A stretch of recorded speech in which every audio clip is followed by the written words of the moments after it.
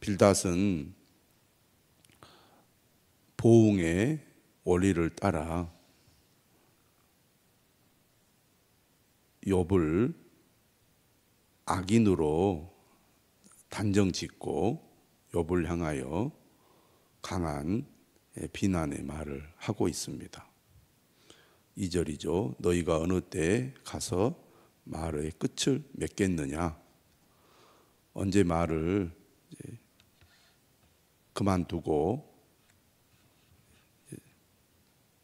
그치겠느냐? 이렇게 말을 하고 있습니다. 그리고 욥이 여전히 자신의 잘못을 깨닫지 못하고 말을 그치지 않고 계속하고 있다고, 깨달으라고 말을 합니다. 깨달으라, 그 후에야 우리가 말하리라. 그러면서 욥은 자신이 죄가 없음에도 불구하고 고난을 겪는 것에 대해서 이야기하는 것을 마치 친구들이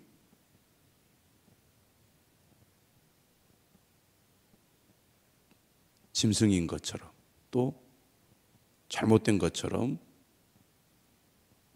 비난을 하니까 여기에 대해서 매우 못마땅하게 여깁니다. 어찌하여 우리를 짐승으로 여기며 부정하게 보느냐? 울분을 터뜨리며 자기 자신을 찢는 사람아, 너 때문에 땅이 버림을 받겠느냐? 바위가 그 자리에서 옮겨지겠느냐? 욥의 심정을 이해하려고 하거나 또 욥이 저렇게 억울하게 고난을 겪는 것에 대해서 깊이 헤아리려는 마음이 없이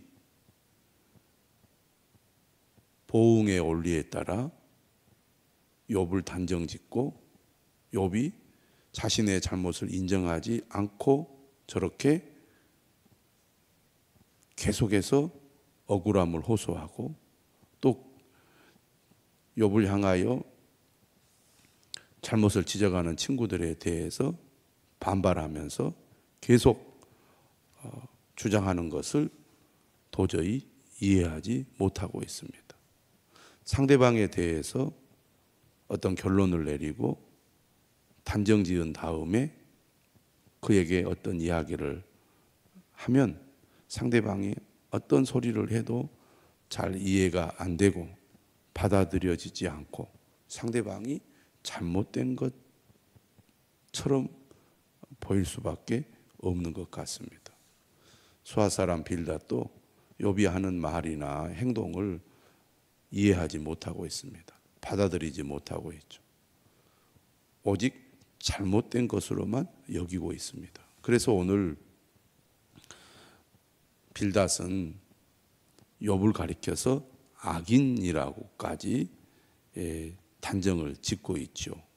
우리가 1장, 2장을 통해서 욥은 온전하고 정직하여 하나님을 경외하며 악에서 떠난 자라고 하나님도 인정하는 사람인데 욥이 계속 친구들의 주장에 반박하면서 자신의 억울함을 호소하고 결코 물러서지 않고 친구들과 논쟁을 하니까 대화가 오고 가는 가운데 이제 욥을 향하여 너는 악인이다라고까지 이야기를 하고 있습니다.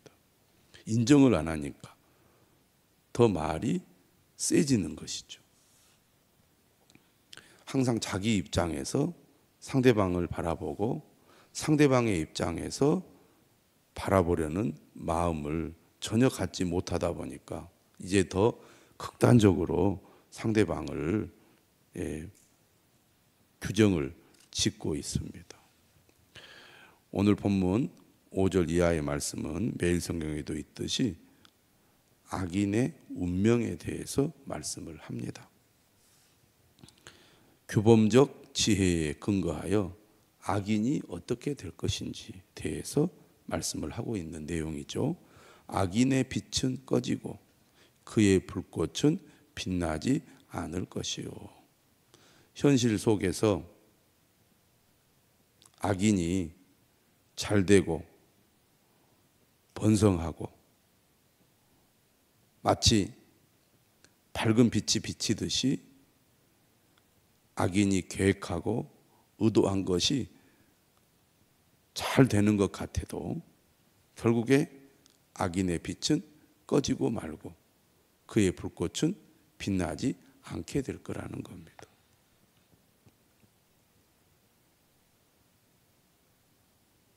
지금 욥이 누구보다 잘 되고 잘 나가고 성공한 삶을 살았지만 그 모든 것이 하루아침에 다 무너진 것은 악인의 빛이었기 때문이다 라는 얘기죠. 그래서 그가 한때는 밝은 빛을 비추었지만 그의 불꽃은 빛났지만 결국은 꺼지고 만 것이 아니냐라고 이야기하는 겁니다. 빛이 꺼지고 빛나지 않는 이 결과를 보고 오늘 수아 사람 빌닷은 욥이 악인이다. 욥의 삶은 곧 악인의 빛에 불과했다라고 결론을 내리는 겁니다.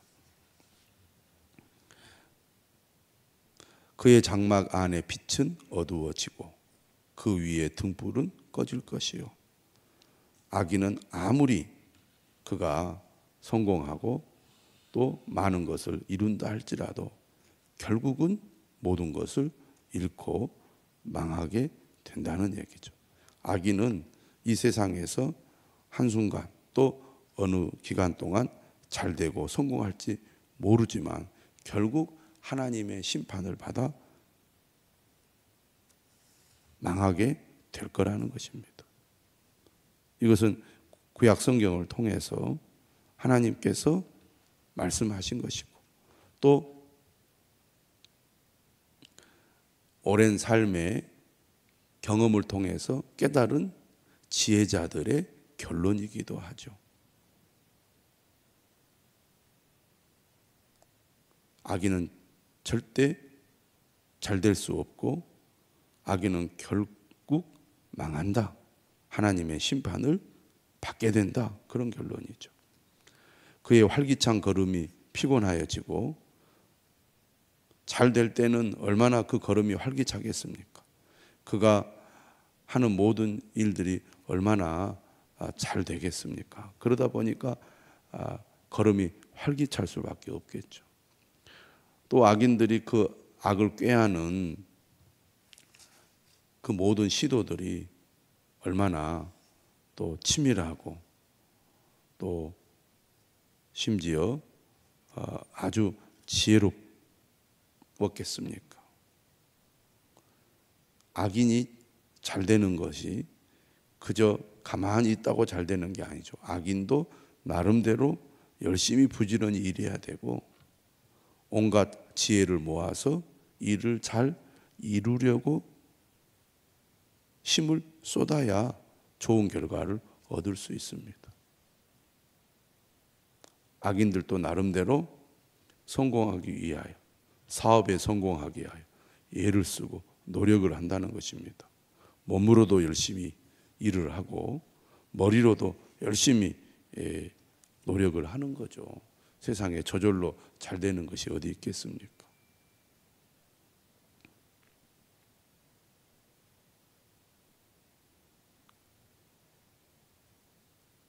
이탈리아라든지 미국이라든지 전문적인 폭력 집단도 기업화되면서 그 기업을 운영하기 위하여 많은 노력을 기울이는 것을 우리가 영화라든지 또 TV를 통해서 보게 되지 않습니까? 세상에 그 누구도 공짜로 거저 잘 되지는 않습니다. 나름대로 열심히 노력하고 애를 써서 이룬 것이죠. 그들도 다 그렇게 얘기합니다. 우리가 공짜로 거저 쉽게 이렇게 돈을 벌고 성공한 줄 아느냐. 우리도 얼마나 고생하고 애를 쓰고 노력한 줄 좀 알아라. 이렇게 얘기를 합니다. 그러나 악인의 출발이나 방법이나 동기나 이 모든 것들이 결국은 선하지 않다는 얘기죠. 그런데 겉으로는 그것이 마치 의롭고 선한 것처럼 포장되어 있는 경우가 많이 있습니다. 그런데 오늘 7절은 뭐라고 말합니까? 그의 활기찬 걸음이 피곤하여지고 그가 마련한 꾀에 스스로 빠질 것이니 이는 그의 발이 그물에 빠지고 올가미에 걸려들며 그의 발 뒤꿈치는 덫에 치이고 그의 몸은 올무에 얽힐 것이며. 부정한 동기, 부정한 방법을 취하는 자는 결국은 실패하게 될 것이다. 특히 악인이 누굽니까? 하나님을 믿지 않고 하나님을 대적하고 하나님의 뜻과는 반대되는 방향으로 나아가는 사람입니다. 결국 하나님이 그를 도우시고 보호해 주시고 인도해 주셔야 그의 노력과 그의 삶이 결국에는 좋은 결과를 얻어내는데, 하나님을 믿지 않고 하나님을 반대하고 하나님의 뜻을 어긴 사람이 일정 기간 또는 상당히 긴 기간 잘 된다 할지라도 결국에는 망하고 무너지고 말 거라는 겁니다.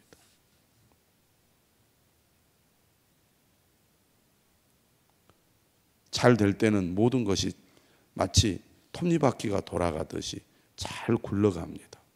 그런데 결정적인 순간에 어긋나기 시작하면 순식간에 여러 가지가 겹치고 겹쳐서 무너지게 되는 거죠. 그렇게 잘 나가던 것이 한순간 삐걱거리더니 삽시간에 모든 것이 다 허물어져 버리는 경험들을 하게 된다는 얘기입니다. 그래서 모든 것이 내 뜻대로, 내가 계획한 대로, 내가 노력한 대로 어떤 일이 잘 되고 있다고 결코 방심할 수 없다는 것입니다. 우리나라 기업들도 보면은 성공하고 또 잘 될 때는 얼마나 크게 이게 확장이 되면서 어마어마한 그런 거대 기업으로 성장합니까? 그런데 결정적인 순간에 문제가 생기면 그렇게 큰 기업도 한순간에 무너지지 않습니까? 악인들도 반드시 그렇게 될 거라는 것입니다. 근데 악인이 잘 될 때 그들은 봐라, 내가 내 힘으로 이렇게 모든 것을 이루었다. 나는 하나님 없어도, 나는 하나님 믿지 않아도, 하나님이 나를 도와주지 않아도, 그리고 내가 하나님을 무시하고 하나님과 반대의 길로 가도 이렇게 잘 되지 않느냐, 이렇게 큰 소리를 칩니다.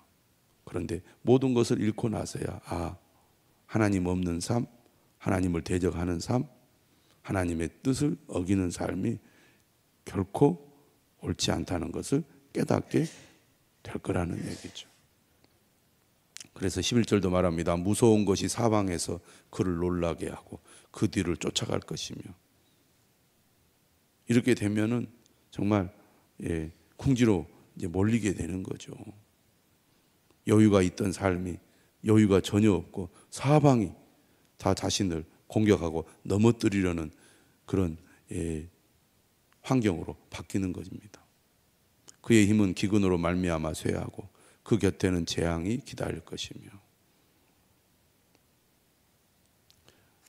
한번 뭐가 잘 안 되면 환경과 조건도 갈수록 열악해져서 결국에는 모든 것이 무너지게 되고 그것에 그치지 않습니다. 13절 질병이 그의 피부를 삼키리니 곧 사망의 장자가 그의 지체를 먹을 것이며. 사망의 장자라는 것은 전염병 같은 것입니다. 질병으로 인해서 몸까지 지금 망가집니다. 지금 누구를 향하여 이런 얘기를 합니까? 빌닷은 욥이 겪은 고난과 그 고통을 보고 욥을 향하여 악인이라고 단정을 짓고 있습니다. 악인에게 이런 일들이 일어날 거라고 성경도 얘기하고 삶의 오랜 경험 속에서 축적되었던 지혜도 그렇게 얘기를 하지요. 그러나 예외가 있지 않습니까?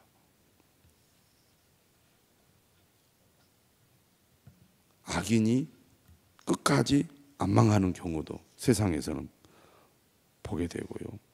반대로 악한 길로 가지 않았음에도 불구하고 욥처럼 이렇게 극심한 고난 가운데 처하는 경우도 있는데, 수아 사람 빌닷은 오직 욥이 겪은 그 고난만 보고 욥이 지금 악을 행했구나, 하나님 앞에 지금 악한 자구나, 그러니까 그렇게 악인이 겪는 고난을 겪는 거 아니냐라고 얘기하고 있는 거죠. 악인은 어떻게 된다고 말합니까?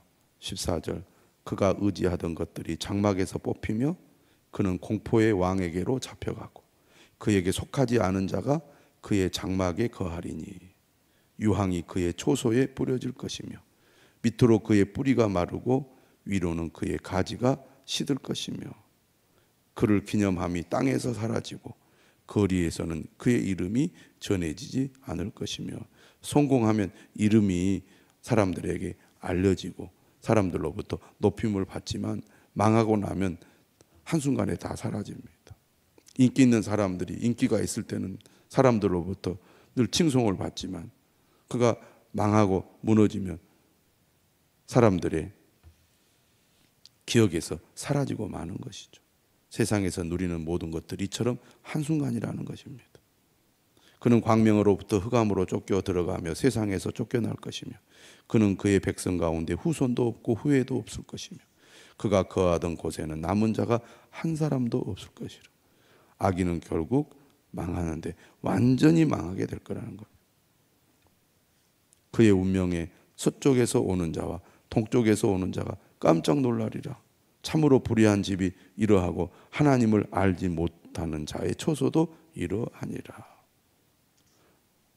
악인은 반드시 망하고 하나님의 심판을 받게 된다는 것입니다. 이 사실은 다 맞는 얘기입니다. 문제는 이러한 내용을 욥에게 적용하는 것이 문제가 있는 것이죠. 욥을 향하여 욥이 지금 겪는 고난을 쭉 열거하면서 봐라, 악인이 겪는 지금 운명, 악인이 겪는 심판을 지금 욥이 받지 않았느냐. 그러니 결국 욥은 악인이다. 그러니 네가 악한 자라는 것을 인정하고 악에서 돌이켜라, 그런 얘기입니다. 이런 잘못된 결론 또 단정, 이것이 얼마나 위험하고 또 어리석은 결론을 도출하는지를 오늘 본문을 통해서 잘 보여주고 있습니다. 오늘 우리는 말씀을 통하여 악인은 결국 망할 수밖에 없구나라는 사실 또한 알게 되지만, 어떤 결과를 보고 함부로 다른 사람을 판단하고 단정짓는 것이 얼마나 어리석고 또 위험한 결론인지를 오늘 말씀을 통해서 배울 수 있습니다. 이 아침에 하나님께서 또 우리와 함께 하시고 우리의 기도에 은혜 주시기를 바랍니다.